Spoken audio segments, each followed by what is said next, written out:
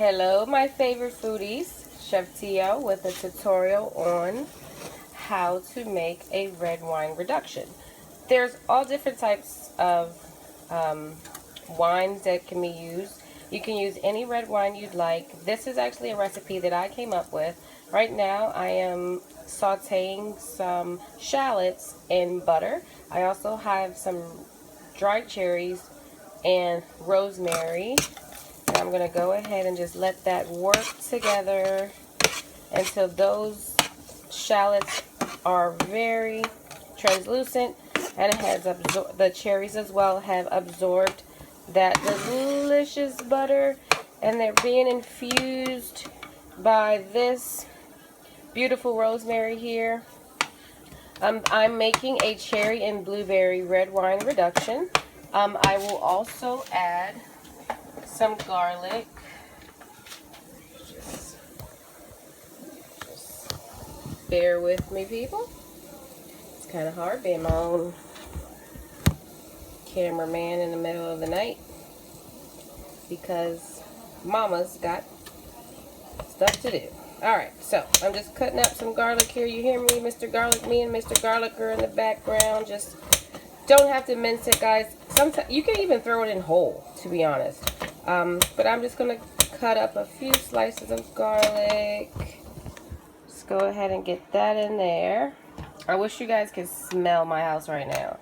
It smells so good.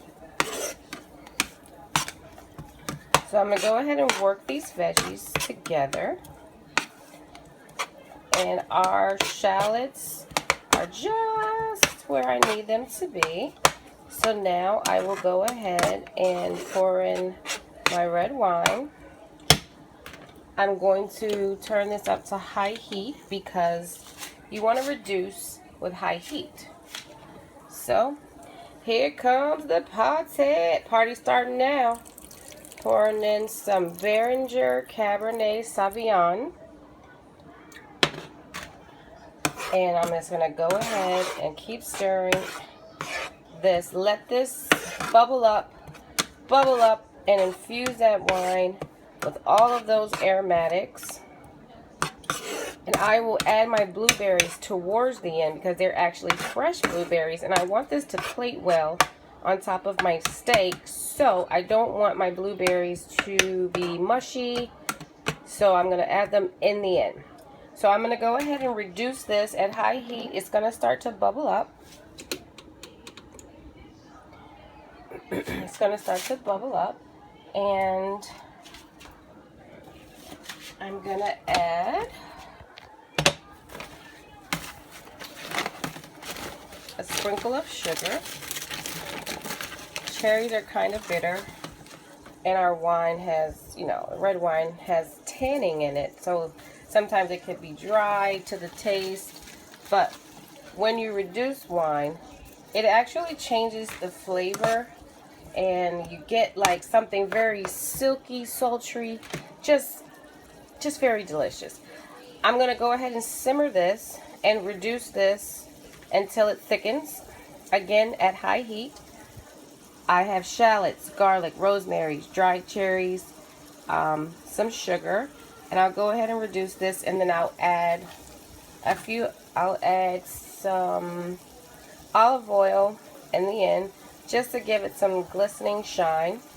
Now when this is done reducing, guys, you should be able to stick a spoon in it and have it stick to your spoon, sort of like a syrup.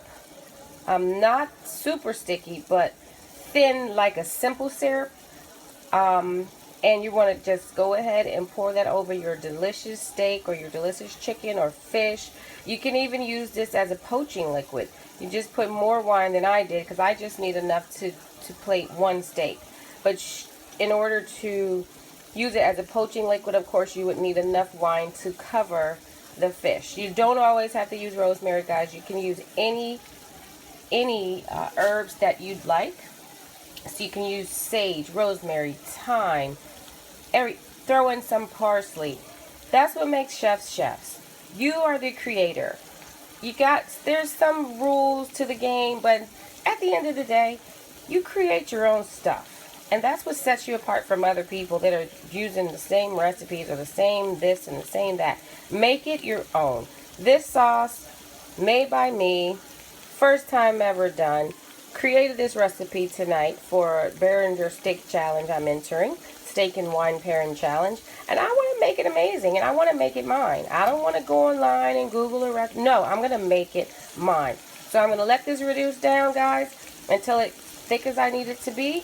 And you guys go out there and get you some red wine, some shallots, some garlic, choose your herb, and get going in that kitchen. See you next time. Bye.